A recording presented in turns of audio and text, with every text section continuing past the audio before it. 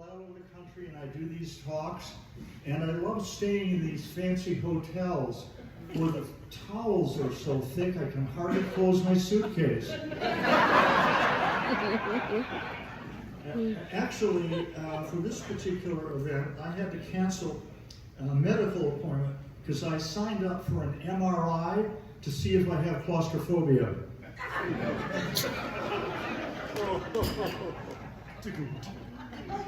Indeed, it will be number later, all right? It's a banquet, not a UN meeting. So I feel like I'm in a room full of heroes, a room full of people who have recklessly devoted their lives to bringing the magic show to children, dealing with the problems and hassles and impediments that are always there, and fighting your way through everything one can imagine, scheduling problems, block scheduling, lack of facilities, lack of resources, and from time to time, the occasionally clueless upper administrator. I'm sure you know what I'm talking about. In fact, did you hear about this clueless upper administrator who went into a library and said, "I want to order a pizza"? And the librarian said, "Sir, you're in a library." To which he said, "I want to order a pizza." So even when COVID showed up, you're still here, fighting the fight, battling the process, determined to continue your mission to which you are clearly addicted and obsessive. So if you look at my bio, you can see that I moved around a lot. Looks like I can't hold down a job. I've been a lot of different places, but actually, in my heart of hearts, I'm an old band guy. My dad was my high school band director. And when I was in the 4th grade in summer band, he started me in music. And as a result, I am now a recovering clarinet player. My dad wrote Eastern Michigan's fight song. I went to the University of Michigan, and I played in Revelli's band. That's a whole different speech, all right? I had many important experiences in band. I knew Dale Harris. That's how old I am. I think he was the first president of ASBDA. Is that correct? Mm-hmm. And my dad, because I grew up in Michigan, my dad cited Dale Harris as having the great model of a high school band program in Pontiac, Michigan. I played under Glenncliff Bainham, if you know that name. I was a good friend of Harry Beechen, a good friend of Fred Fennell. I was the president of Kappa Kappa Psi, all right, in Michigan. I led the Michigan Marching Band out of the tunnel. I had a Michigan Marching Band jacket made out of wool the first day I could get it in August of my freshman year when it was 95 degrees out, and I wore that jacket all over campus. So I have in my blood the idea of band. And my first job was at Saline Middle School in Saline, Michigan. Now, Saline is a town so small, the train stops there for laughs. I taught 4th, 5th, 6th, 7th, and 8th grade band. And the 7th grade and 8th grade had different buildings, so I got a chauffeur's license, and I drove the school bus so the 7th grade and 8th grade could rehearse together. Does that sound good? You get the message? Familiar. I lived in the trenches, and I loved it. And I have to tell you, I rehearsed the band like crazy, and we got straight ones, which was how I could sustain my relationship with Revelli, because once you were in Michigan band, you had to do that. Unfortunately, I forgot about sight reading. So if you heard a recording of our band sight reading, it pretty much sounded like I could have gone downtown Saline, passed out instruments to people in the mall and let them play. It was horrible. I think we got a 3 or 4 in sight reading. Last, you know Frank C. Kelly? You know the name? If you don't know the name, you're not a band director. When I was the dean of the Thornton School at USC, I hired Frank C. Kelly. So my band allegiance is clear, and frankly, it feels now like home. So we're all band directors. Why is that important? What is it about doing band that's contributing to the world at large? What are some of the key takeaways that band provides? or orchestra. Let me cite 7 of those. First of all, it's all personal. What we do is all about teaching music to the child. It's all about having that child understand the magic that lies within music and bringing that child to a place where he or she can begin to master an instrument. And the mastery of an instrument is no trivial undertaking. It's vexing and challenging. Now, if you study math or science, those are very valuable things to know because they're practical, but they all live in the cerebral part of the brain. They can teach you how to do data analysis and computation skills, etc. And in fact, I use math. Maybe you do as well. I was doing my taxes in April, and I decided to have a few glasses of wine before I did my taxes, and it looked like I was going to get $4 million back from the But doing music is a whole different mental process from studying science or math or any other intellectual endeavor. Studying music is like sending a flotilla of spinning stars through the amygdala and the prefrontal cortex, the 2 emotional centers of the human brain. Playing in band is ultimately about an exploration of the crucible of the heart. In music that we play, we find joy, anger, frustration, celebration, regret, and even tender moments, all encoded in sonic terms that transcend word. Ultimately, music making is about the evocation of the deep self. It is all personal, and by what you do, you invite these young people into that arena in which all forms of miracle happen. That's why you do it, that's why you chose it, and that's why you're addicted to it. Even though the pay is bad and there are other issues, you persevere. Because when you get up in the morning, you realize it's a calling. It's not just a job. I bet you all had a good time with COVID. I'm kidding. Horrible. On the heels of COVID, students have never more needed to feel a sense of belonging, to participate in something that's bigger than the self, to feel a sense of community. Years ago, I was on the board of the Guitar Center. I'm not a guitarist. In some ways, I wish I was. It's a great instrument. But I was there because I was connected to music education, and we bought a chain of stores called Music and Arts. And I went around the country researching what is it like to be a teacher in a public school music program. I talked to hundreds of teachers, parents, PTA people, college music faculty, etc. And I discovered something that's quite simple. 2 things. One, it's always about the teacher. Always the successful programs can be traced to the teacher.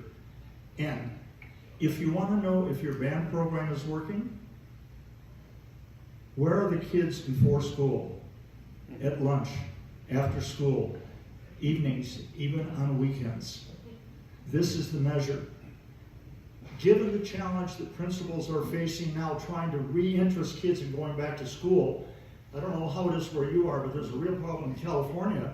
Kids don't want to go to school. The COVID has changed the orientation toward the whole idea.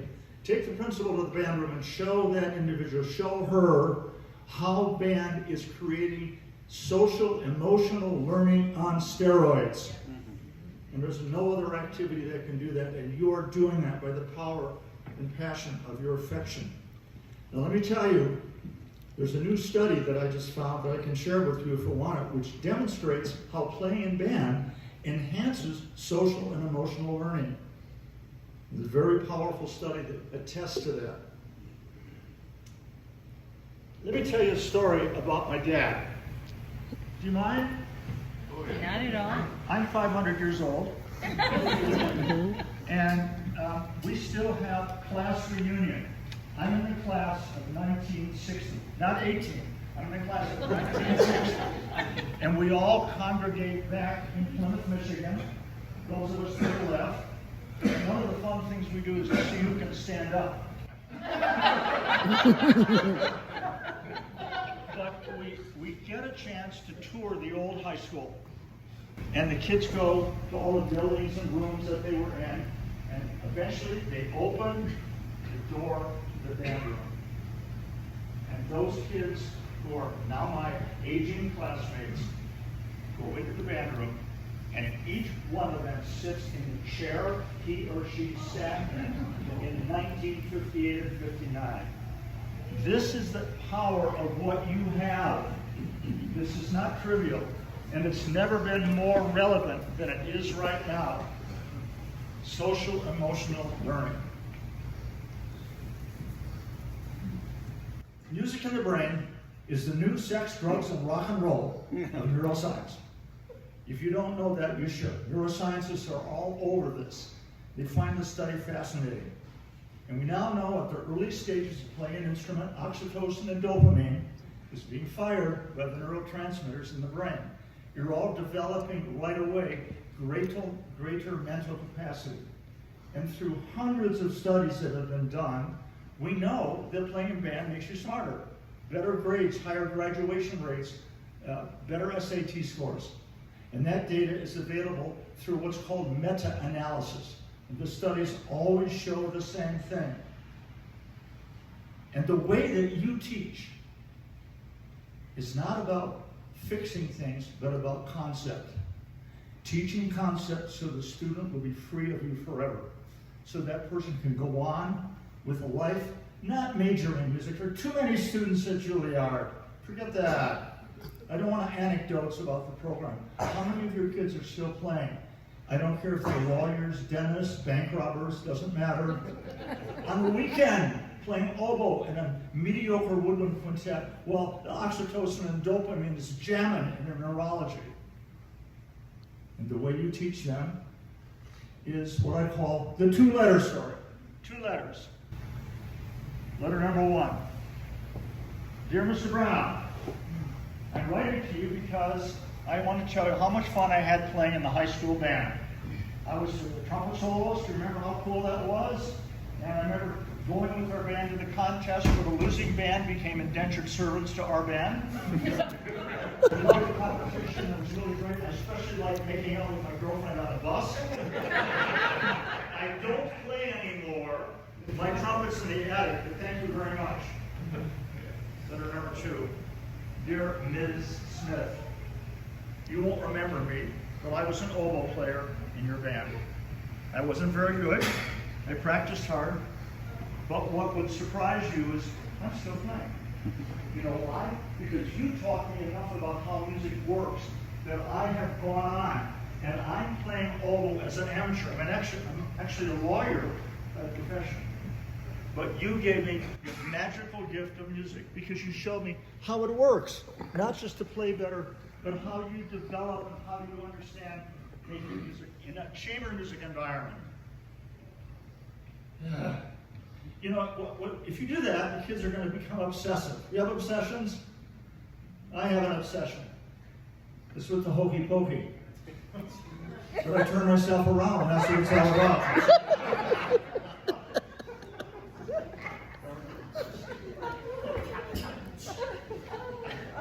Getting out of the fast lane. These kids have never lived in a world without cell phones. Everything in their world is speed and noise, multitasking.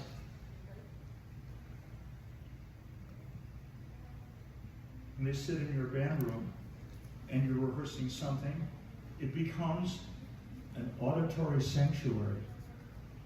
So they don't even know what day it is or what time it is. They're immersed in the actual creation from the soul that lives inside the idea of music.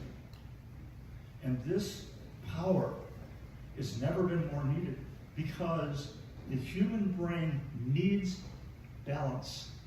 Speed is fine, technology is fine. We don't want to get rid of technology, but it's dangerous. And I know your students are, to some degree, obsessed with it.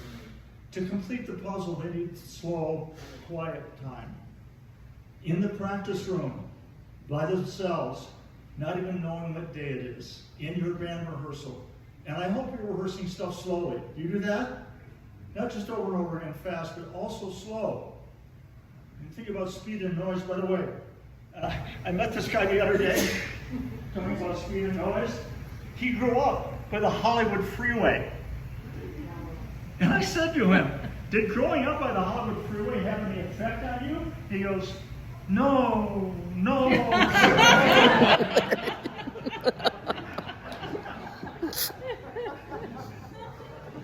And the value of slow.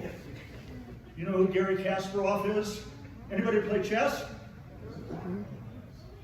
Chess is a game which is very deliberate. I had the good fortune to have lunch with Gary Kasparov a few weeks ago. Can you believe it? And it was all fine and good until we sat down at lunch at a checkered tablecloth. Oh. It took him 2 hours to pass me the salt. Raise your hand if you know what haptics is. H-A-P-T-I-C-S. Haptics. Haptics is the interface between a human being and a machine. And when you're teaching the oboe or the clarinet, or God forbid the saxophone, no, I didn't say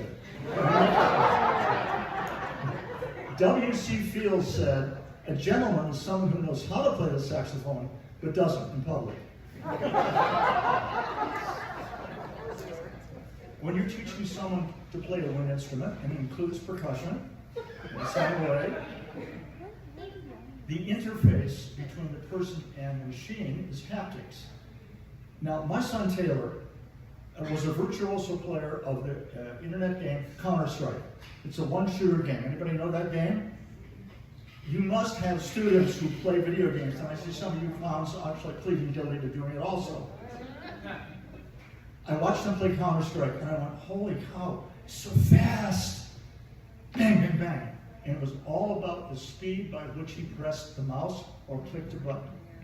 And then it dawned on me, if you're playing the saxophone and you want to play something beautiful in legato, you have to coordinate the breath, tongue, and fingers and squeeze the key.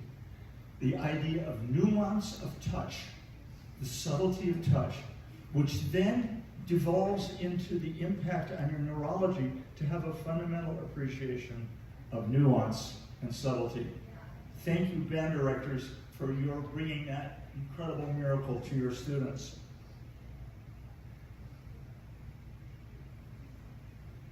I do a lot of all states. I've done times, I've done Tennessee. Bring me to North Carolina, I can cause trouble there anytime you want. I'm doing all state, and this happens to me all the time. At the break, a parent comes up to me and says, Mr. Livingston, we really love having you here, and we're enjoying you. And my son John, his firstborn, in the all-state band. And he's really enjoying this, and I say thank you very much. But she says, I have a question. What is it? The question is, his sister, Julie, wants to learn how to play the flute. We've already spent a fortune on son, and it takes so much time. Do you think we should allow her or support her to do that? And I go, absolutely not. I wouldn't do that at all. You've already got one kid doing music, no problem, you're good. Just let me share one thing. When your son is playing band, he is present in his life. He is acting in the theater of his life. We have a culture that's all about observation, Netflix, Instagram, and watching other people act out their lives. Your son is a participant in this life. So maybe if you let Julie play the flute, she may be struck with the same notion about being in her life. And she will import that to everything she does, whether she goes on in music or not. In the cemetery, you have a birthday and a death day, and in between is the dash. I know your students, thanks to you, are living at the dash. We only get the dash. All we have is singing and dancing, and then we die. That's all we have. Okay? Singing, dancing, die. Hopefully in that order. Right? Teaching students to be present in their lives. And every time I have that conversation, the person ends up doing it. Last, you could have chosen something a lot easier than your choice to become a band director. Am I right? Yeah. You have friends who already have a nice car and a family and 3 kids, a Lexus and a dog named Billy. And you're still trying to find out where the hell the spats are. But you have become virtuoso problem solvers. That's what we do. We get up in the morning and solve problems. And I've worked in schools, a typical classical Texas band program. 7 assistants, a moat and a drawbridge to get to the band room, 400 tulies in the back. You know what I'm talking about? And still there are problems. The importance of you modeling how adults deal with problems. I was ready to go home tomorrow morning, and I'm going home to LA tomorrow morning. And here's why. I was going home because on the 4th of July, it's a nice day, fits right between July 3rd and July 5th. On the 4th of July, we were going to celebrate a summer of anniversary birthdays in my family. Me 80. Look shocked. Me 80. Thank you. You love the show. Me 80, my wife 70, my songwriting daughter 50, and my daughter-in-law 40. And we're all ready to do it. And when I got back to the room after I checked in, my son Ryder called me and said, "Dad, I've got COVID." So what did we do? I talked on the phone to my oldest son, my youngest son, my daughter, and my wife, and we have transferred the whole thing to the weekend of July 22, 3, and 24. Okay, so the problems are rabbis, the problems are teachers. Do you want me to give you a Stepford life where you show up and the principal loves you and there's like money coming down a slide and the band already plays like the New York Philharmonic? Is that what you want? That's fantasy. It's the sweat of the brow, it's the struggle that blesses us. There are always teaching moments. Always. Obi-Wan Kenobi was having breakfast with Luke Skywalker, and Luke was having trouble getting his eggs off the plate. And Obi said, "Luke, use the fork."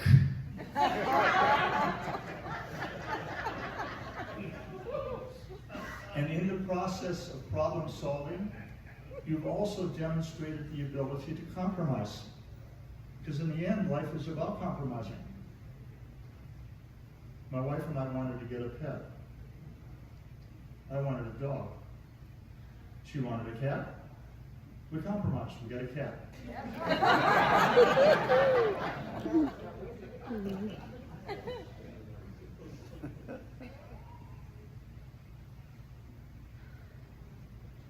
I bought this box of animal crackers. Remember animal crackers? Remember when you could give your 5-year-old a box of animal crackers and that would suffice? Yeah. Instead of a new iPad? And it said on the box, "Do not eat if seal is broken." Sure enough.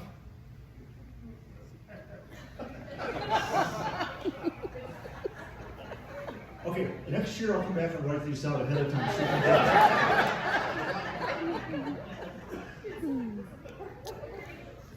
So, to sum up, these are some of the gifts doing music brings us. Not only about music, but about life itself. And in the cradle of your hands are a parade of young people who are in the process of being formed. Thanks to your commitment, your students will know the personal thrill of playing music, the self-induced ecstasy of playing music, the experience of community or family, the ongoing value of the neurological impact of music, a way to balance a culture built on speed and noise with slow and thoughtful forms of behavior, a chance to be present in their lives, whatever field they choose. The field of nuance, learned by the sweat of the brow, mastering a musical instrument, and real-time lessons in solving problems. Let me leave you now with a final story which may be illustrative of everything I've been trying to say. Over the years in all my work with youth groups, I've received kind of numerous mountain of letters from parents and students, and I treasure those. So I was conducting at Interlochen a few summers ago, and after camp I got a letter from a parent. And this woman's son had played cello in my high school orchestra at the Interlochen Summer Music Camp. And she wrote in the letter, Mr. Livingston, you may not believe this, but my son is out in the driveway shooting baskets. He has his portable jam box with him. And he is listening to your performance of Schubert's Unfinished Symphony. And he has listened to it every day since camp. This is the souvenir of the heart, the treasure that you are leaving your children. And I know these have been very difficult times, and often you might want to quit, throw in the towel, so many reasons to do so. But in the end, your perseverance is driven by one simple idea, an absolute love of idea of helping form young children as they move into adulthood. And there's no more sacred and powerful way to do that than by being the conductor of the band. And to disabuse you of the idea that the high school band is it. The most important music educator in the band world is elementary school, then junior high, then high school. So I am so thrilled to be here tonight. I hope you can tell I feel really blessed to be among friends and kindred spirits. You are heroes of your own life. And you're bringing a priceless gift to your students. Go forth, keep bringing the magic, and keep changing lives one quarter note at a time. Thank you.